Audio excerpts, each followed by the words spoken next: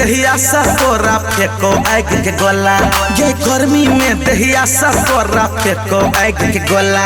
है गया ना गोरी ठंडा जब ही पीले कोका कोला, है गया ना गोरी ठंडा जब ही पीले कोका कोला। मिक्स बाय रूपम सिंह।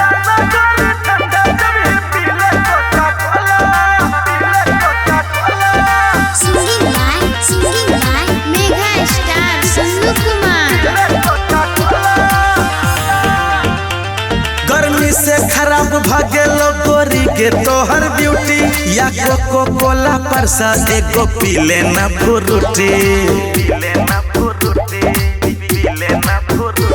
हेगे ऐसा पहने लागे छी तू खेने छलही छोला, हेगे ऐसा पहला लागे छी तू खेने छलही छोला। हेगे आना गोरी ठंडा जब ही पीले कोका कोला, हेगे आना गोरी ठंडा जब ही पीले कोका कोला।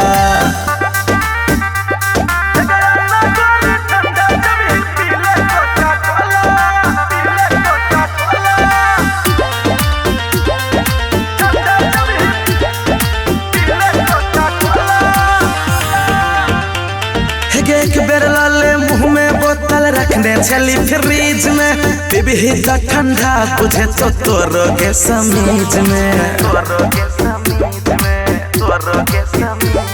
गई हो से नहीं ठंडे तो ले बर्फ के गोला, गई हो से नहीं ठंडे तो ले बर्फ के गोला।